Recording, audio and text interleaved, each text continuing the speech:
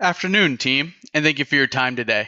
What I want to go over with you is the importance of organizational communications. So, thank you, Acme Widget Company, for your time today. So, let's go ahead and get started. What is organizational communications? There's two different thoughts here. There's a traditional thought and then there's an alternative thought, okay? So the traditional thought is it's an informational view of communication. There's organization separates from communication, which is ultimately organizational, right? So communication within the organization, these are basically emails, conferences, presentations, things like that. That's our communications internal. Organizational effect communication is important, or the things we want to get done. That's what we're utilizing this communication for. What and how you say it is very important for accurate communication. Miscommunication is very common, but it also causes issues. So we need to focus on that. Now, there's an alternative thought. Let's think about organization as communication. Consultative view of communication. That's what it's known as. So this is organizations where they were created by the people. Their organizations are communicative. Organizations have no inherent meaning apart from human interaction, right? So that's the other thought. An organization is only around because of the communication, not because of what organizational communication is, but it's because communication was here first.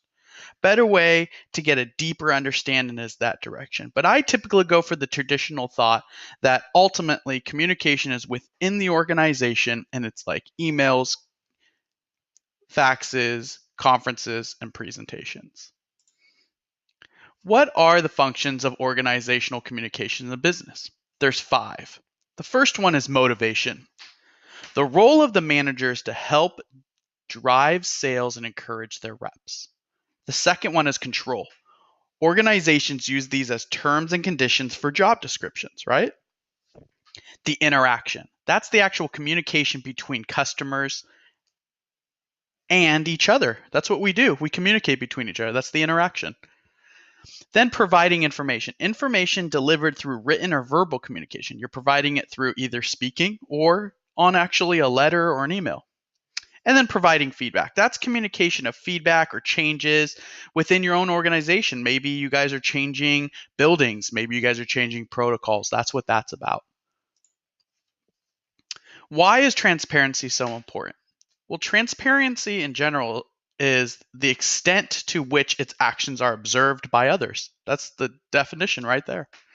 Information disclosure. These are choices about what type of information is shared and with whom.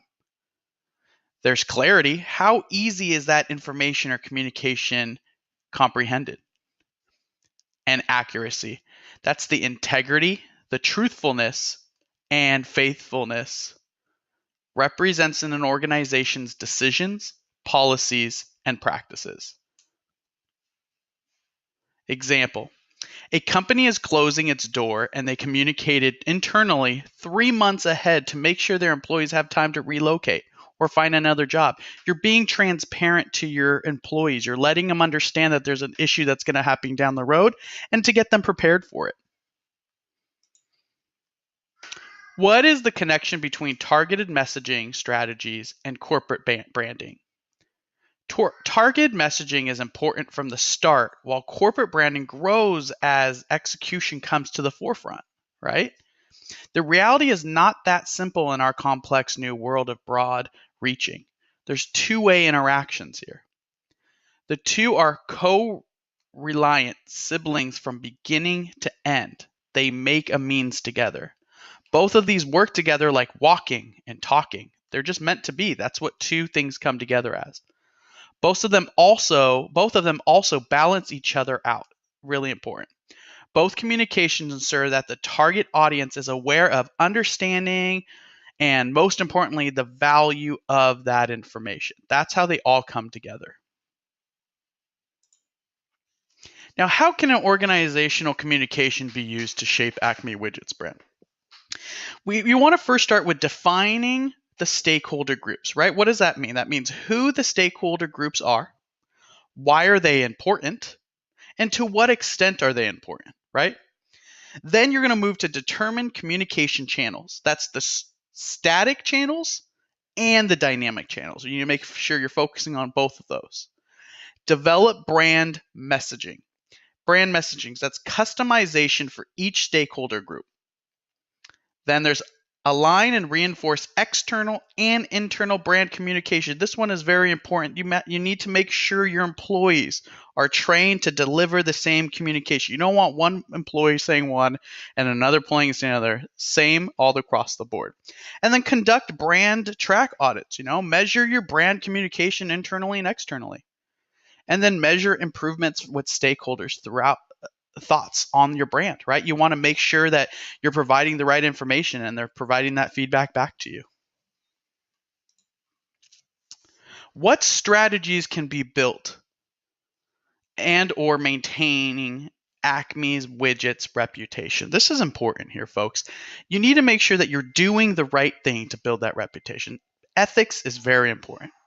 Communicate quickly and accurately. When your customers, when your employees, whether your business partners are reaching out to you, you need to make sure that you are responding them in an appropriate manner.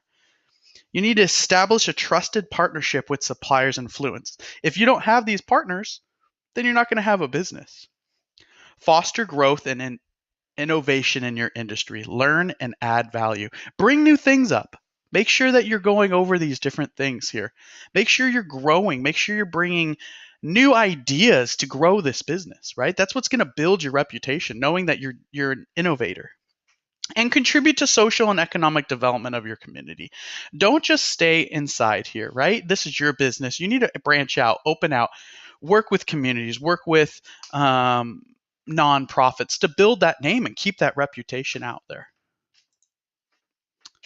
So why is it useful to have a dedicated role for an organizational communications at Acme Widget?